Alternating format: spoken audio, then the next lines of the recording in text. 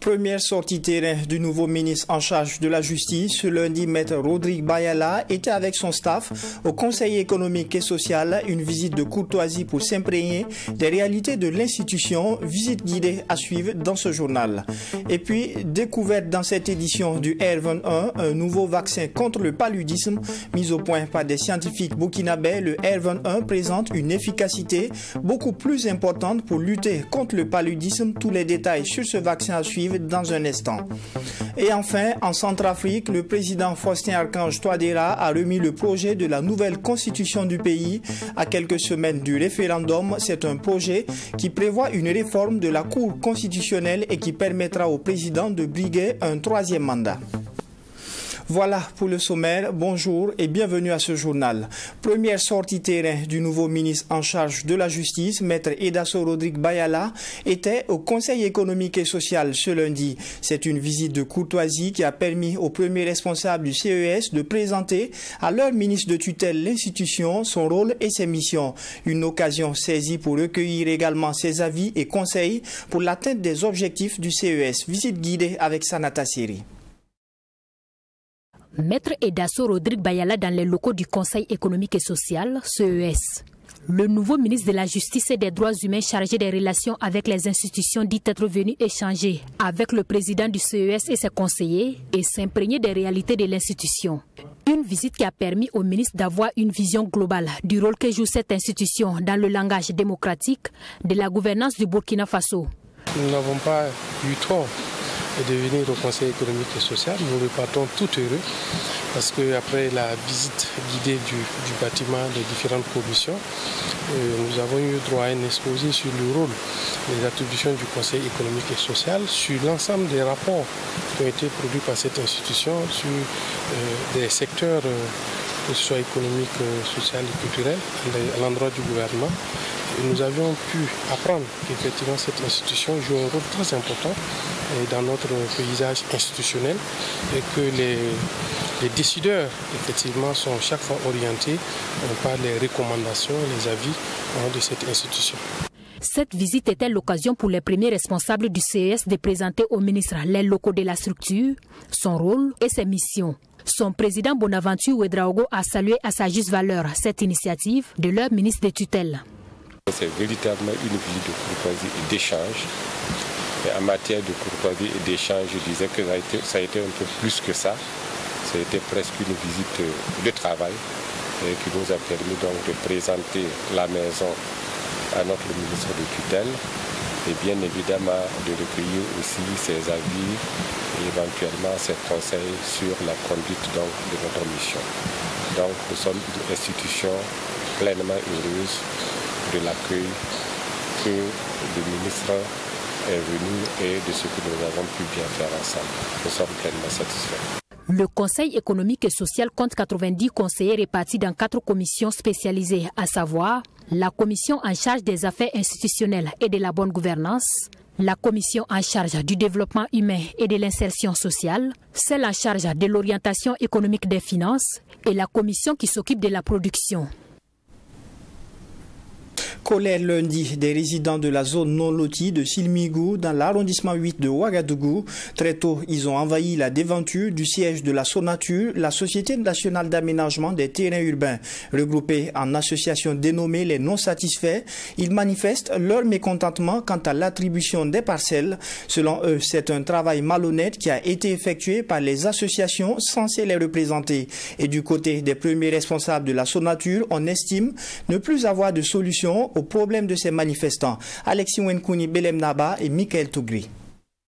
Malgré la pluie, des ressortissants du site non loti de Silmiugou se sont donné rendez-vous ce 10 juillet au siège de la Sonatur, Société nationale d'aménagement des terrains urbains, Sonatur, pour exprimer leur mécontentement. Ils réclament être résidents de cette zone depuis plusieurs années et non attributaires de parcelles. Malgré les 2 attributions antérieures de 300 puis de 100 parcelles aux ressortissants de cette localité regroupée en association, certains ressortissants affirment ne pas retrouver leur nom sur les listes des bénéficiaires. Ces derniers dénoncent sur les listes affichées des noms des personnes non résidentes qui ont bénéficié de parcelles. Plusieurs fois, les attributions ont été faites. Mais jusqu'à présent, nous les non satisfaits, nous sommes toujours à la poursuite de nos terrains. Selon la Sonatur, il y a eu 3 associations. Mais jusqu'à présent, toutes les 3 associations ont fait le travail. Mais jusqu'à présent, nous, toujours présents ici à la Sonatur, nous ne sommes pas satisfaits. La Sonatur nous a dit de poursuivre toujours les démarches, que s'il plaît à Dieu, un jour, Inch'Allah, ça peut aller. Il y a des gens qui ne résident pas à Silmiugou, qui ne connaissent même pas la zone de Silmiugou, mais qui ont eu des parcelles à Silmiugou, qui se permettent de vendre des parcelles, alors que nous, qui sommes résidents de la zone non lotie de Silmiugou, nous n'avons rien. Du côté de la Sonatur, déjà en janvier, les ressortissants de cette zone non lotie avaient battu le pavé devant ces locaux pour réclamer des parcelles. C'est une superficie de 250 hectares acquise par la Sonatur avec une trame d'accueil de 100 hectares que la Sonatur devait aménager pour les propriétaires terriens. Un engagement respecté par la Société nationale des terrains urbains. En 2022, qu'il y a un groupe qui est venu nous dire qu'en fait, ils avaient acquis des terrains avec les propriétaires terriens et que ces propriétaires terriens-là ne l'auront pas dédommagé. Dans le sens de jouer à l'apaisement social, la Sonatur a pris sur elle encore de disponibiliser plus de 300 parcelles pour satisfaire encore à ces personnes-là. Nous avons commencé à attribuer ces parcelles, je crois, en janvier. Voilà. Un autre groupe est encore revenu pour dire encore qu'il n'avait pas été pris en compte. Là encore, la Sonatur, comme je l'ai dit, toujours dans son rôle de société citoyenne, a encore regardé. Les manifestants sollicitent également l'aide de la Sonatur pour faciliter l'acquisition des parcelles qui leur sont dues. Ces derniers plaident auprès de cette société afin de résoudre cette difficulté et garantir une attribution juste et transparente des terrains. Selon l'auditeur interne de la Sonatur, Adama Serré, pour la Société nationale d'aménagement des terrains urbains, la solution pour les plaignants est de saisir les juridictions compétentes. Donc la Sonatur, nous pensons que nous avons joué notre rôle. Là, nous disons que trop, c'est trop. Et nous leur avons simplement dit que, parce qu'ils estiment, à les entendre parler, ils estiment qu'ils ont été floués par les associations qui les représentaient. Mais nous, à notre niveau, la Sonatur ne peut plus aucunement regarder encore ce dossier d'une façon ou d'une autre. Et nous leur avons conseillé de se référer à la justice pour que quelque chose puisse être fait, si cela est possible. Cette manifestation montre que la question foncière est une véritable préoccupation au Burkina Faso. Pour faire face à cette difficulté, le gouvernement a engagé des réformes à travers la prise de mesures sur l'adoption d'une loi portant désormais promotion immobilière. Pour compter de ce mardi, les étudiants en master de l'UFR SVT de l'Université Joseph Kizerbo sont en grève de 120 heures. Ils entendent ainsi manifester leur mécontentement face aux nouvelles réformes. Ce matin, les étudiants ont donc vidé les salles de cours et suivi le mot d'ordre. Ils se disent favorables au dialogue pour une amélioration du nouveau régime d'études. Constat avec Diassi Bowoba et Yassine Sawadgo. Les étudiants de l'UFR SVT ont répondu à l'appel pour une grève de 120 heures lancée après une assemblée générale extraordinaire. Des salles fermées, des étudiants assis à l'extérieur, des sacs empilés en un seul endroit. Tout ceci fait suite au dépôt d'une plateforme revendicative auprès de l'administration qui n'a pas donné une suite favorable, selon Mamadou Sanou, premier responsable de la corporation de l'ANEB de l'UFR SVT. On a déposé cette plateforme revendicative auprès de l'administration de l'UFR SVT depuis le 7 mars 2023 et jusqu'à présent l'administration n'a pas fait de propositions concrètes. Et l'autre élément, ça a trouvé que avant l'adoption de la plateforme revendicative, les étudiants de Master 1 2022-2023 étaient en mouvement autour des difficultés. Et cette difficulté est consignée dans notre plateforme revendicative. Quand on prend ces difficultés, c'est entre autres, il y a l'application du nouveau régime général des études qui est une variante du système LMD dont les étudiants demandent sa suspension. Les étudiants en master sont directement touchés par ce nouveau régime d'études et qu'à cela ne tienne, les étudiants en troisième année se sentent bien concernés par cet appel à la grève. Tibandiba Diabouga, en année de licence à l'IFR SVT, s'est joint à la lutte pour, dit-il, soutenir ses aînés, vu qu'ils pourraient être dans la même situation. Nous sommes en train de rentrer en master, alors que la situation actuelle, c'est les masters. Donc la note éliminatoire qu'on veut appliquer, on a vu un exemple en NCA quand ces textes-là ont été appliqués là-bas et on a vu qu'il y a des euros armis. Au niveau de Bobo également, on a vu qu'effectivement ces textes qui ont été appliqués là-bas, il y en a qui ont 15 de moyenne maintenant qui se trouvent à journée. Voilà. Et ceux à côté, c'est la même chose. Donc c'est pour dire que c'est vu toutes ces conséquences-là qui nous amènent aussi à ne pas vouloir accepter qu'on nous applique ces textes-là. L'application du nouveau régime d'études au sein de l'IFR SVT fait beaucoup de mécontents dans le rang des étudiants. En attendant une réaction de leur administration, la grève se poursuivra jusqu'au samedi prochain. Les étudiants disent privilégier la voie du dialogue pour une sortie de crise à l'IFR SVT, notamment une amélioration du nouveau régime d'études décrié par les étudiants. C'est une lueur d'espoir qui vient du Burkina et qui pourrait sauver le continent. Mise au point par des scientifiques burkinabés et des chercheurs d'Oxford, le R21 est un nouveau vaccin qui permet de lutter efficacement contre le paludisme. Après le RTSS utilisé par le Programme national de lutte contre le paludisme au Burkina, le R21, lui, présente une efficacité beaucoup plus importante. Et nous sommes allés à la rencontre du professeur Jean-Bosco Ouedraogo. Il est celui-là qui dirige les travaux d'expérimentation de ce vaccin dans la région des Hauts-Bassins. Serge Bado depuis Bobo Dioulasso. Après l'utilisation des molécules à base d'artémisinine pour remplacer la chloroquine dans la lutte contre le paludisme simple en 2005, l'introduction du RTSS, voici le R21. Ce vaccin a pour vocation de remplacer le RTSS déjà mis sur le marché et homologué par l'Organisation mondiale de la santé, selon le professeur Jean-Bosco Ouedraogo.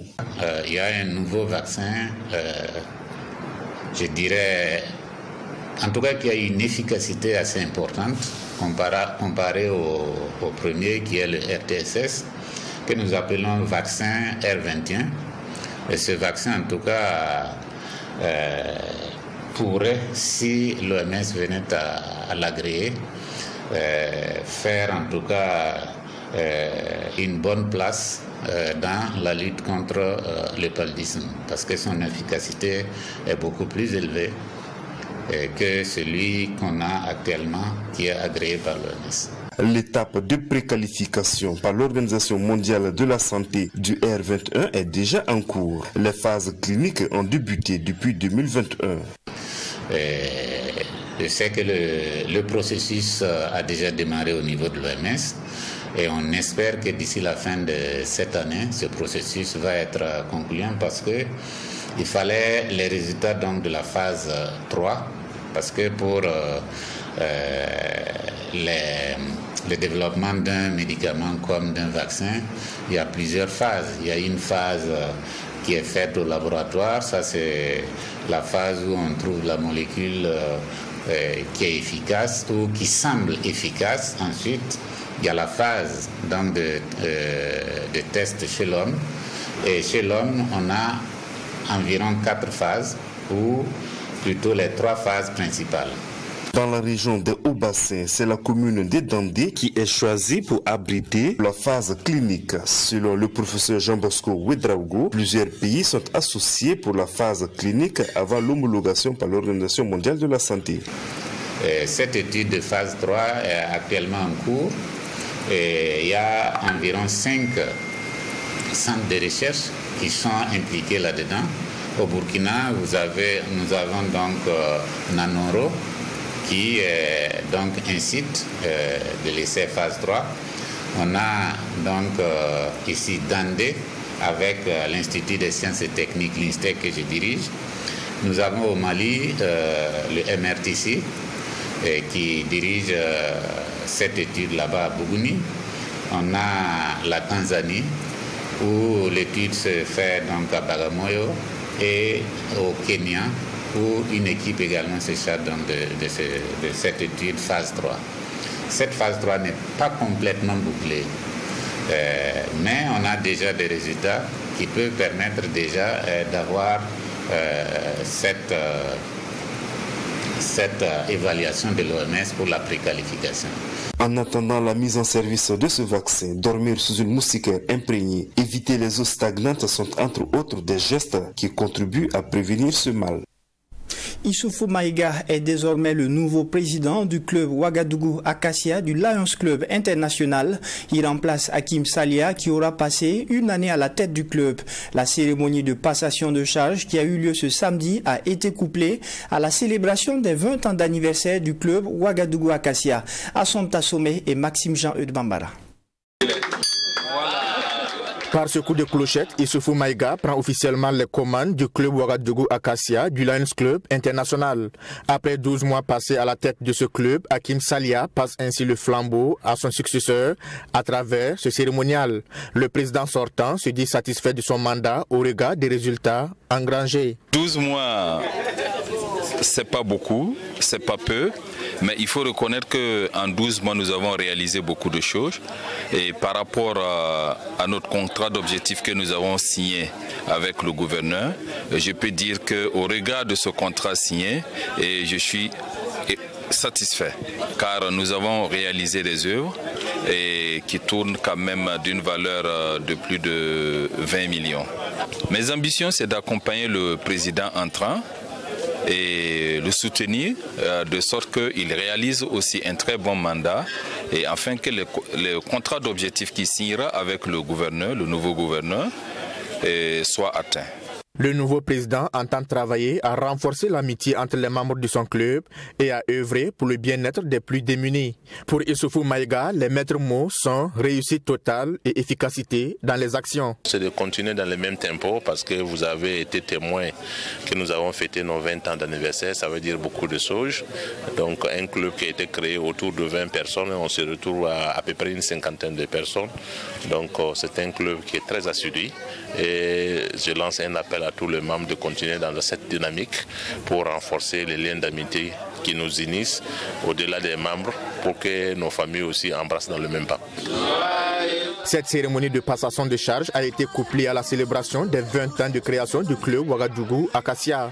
Un anniversaire célébré en présence des officiels et au cours duquel les membres du club ont renouvelé leur engagement. L'évolution des relations entre les hommes. En sport, le terrain de volleyball du lycée Signorin a abrité ce samedi une compétition de volleyball réservée aux jeunes filles de moins de 17 ans. Initiée par le vice-président de la Fédération burkinabé de volleyball, la compétition entre dans le cadre de la relève et vise aussi à donner de la compétition. Au total, 6 équipes y ont pris part et la finale l'a opposé l'équipe Planète Sport à Aska, Assami Tiemtori. Ce sont des équipes venues de différents secteurs qui ont pris part à cette compétition. Débutée dans l'après-midi, les 6 équipes inscrites se sont affrontées pour désigner les 2 meilleurs, Planète Sport et Aska, pour la finale. Dès l'entame de la première partie, Planète Sport se montre plus concentrée. Elle domine le jeu sans être inquiétée. Au terme du premier set, elle gagne avec le score de 25 à 12. Au deuxième set, on assiste au même scénario. Planète Sport déroule son jeu devant Aska impuissant. Dans cette partie, Aska rehausse un peu le niveau, mais pas assez suffisant pour remporter la partie. Planète Sport, avec un score de 25 à 16, remporte les 2 sets et est faite championne. Il y a eu un match, on a joué, les adversaires étaient de taille, seulement que voilà, on s'est préparé pour venir pour cette compétition. Donc on était juste un tout petit peu au-dessus, mais c'est pas que les autres n'ont pas joué, elles ont bien joué aussi. Hein. Les adversaires qu'on a rencontrés, en tout cas elles ont bien joué. Il faut dire que Planète, c'est une jeune équipe, c'est un très jeune club qui a des dirigeants qui mettent tout pour la relève. Voilà, disons, c'est un travail de famille qui nous a amené à ce niveau de prestation ce soir. Aska perd la finale, mais l'entraîneur dit être satisfait de la prestation de ses volleyeuses. Pour lui, l'équipe a progressé d'un cran. C'est une équipe que nous connaissons très bien, nous la redoutons beaucoup. Donc quand nous rencontrons à chaque fois cette équipe-là, c'est la 4e fois qu'on les rencontre en finale. Et elle nous a toujours posé des problèmes. Psychologiquement, nos enfants partent déjà battus. Mais ce soir, là, on est un peu satisfait parce qu'elles ont commencé elles-mêmes à douter aussi de leur capacité. Je parle de l'équipe adverse, quoi. Donc ça, c'est une satisfaction pour nous. Dans cette défaite, on a tiré vraiment une satisfaction parce que nos enfants ont su les inquiéter par moment. Une initiative pour permettre aux filles d'avoir de la compétition et aussi assurer la relève au niveau des dames. C'est un tournoi qui rentre dans le cadre de la relève, voilà, pour permettre aux équipes jeunes en tout cas d'avoir de la compétition. Comme depuis un certain temps, nous n'avons pas de compétition à ce niveau. Je pense que nous sommes très satisfaits de la participation et également nous sommes très satisfaits du niveau. Vous avez vu la finale et vous voyez que vraiment les équipes, en tout cas pour des cadettes, elles ont quand même un niveau très appréciable. Si le travail continue, on peut dire que, en tout cas, demain nous réserve quand même des lendemains meilleurs, si vous voulez. L'équipe a été championne des cadets l'année dernière et tout dernièrement, on revient d'une compétition à Zignaré. Elle a été encore championne là-bas. C'est une équipe actuellement qui est au-dessus vraiment de sa génération. Voilà, donc pas de surprise à ce niveau. Les 6 équipes participantes ont toutes été récompensées en nature et en espèces. Planète Sport, l'équipe championne, elle repart en plus avec le trophée. Hors de chez nous en Centrafrique, pour clore ce journal, le président Faustin Archange Touadéra a remis le projet de la nouvelle constitution du pays. C'est un projet qui prévoit une réforme de la Cour constitutionnelle et qui permettra au président de briguer un 3e mandat. À noter que le référendum est prévu pour le 30 juillet prochain. À l'approche du référendum pour une nouvelle constitution en République centrafricaine, le président Faustin Archange Touadéra a remis le projet du texte à la direction nationale de la campagne référendaire. Cet organe est chargé de publier la nouvelle constitution. Le nouveau texte permettrait au président de briguer un 3e mandat. Dans la constitution, il y a 2 éléments qui influent. La constitution, il y a l'histoire d'un peuple et il y a la géographie d'un peuple. Et pourtant, nous avons eu toujours des constitutions qui nous ont toujours été imposées par les contingences historiques. C'est-à-dire, ça vient de l'extérieur, ça nous impose, y compris les régimes. Parmi les modifications importantes du texte de 2016 en vigueur, ce projet de loi prévoit qu'au lieu de 2 mandats de 5 ans, le mandat présidentiel passe à 7 ans sans restriction. La seule chose qui les a jetés dans la Constitution du 30 mars 2016, c'est l'article 153 qui exclut expressément de la révision le nombre et la durée du mandat du président de la République, la forme républicaine et laïque du pays, les incompatibilités aux fonctions du chef d'État, ainsi que le contenu du présent article. Le référendum pour une nouvelle constitution aura lieu le 30 juillet prochain.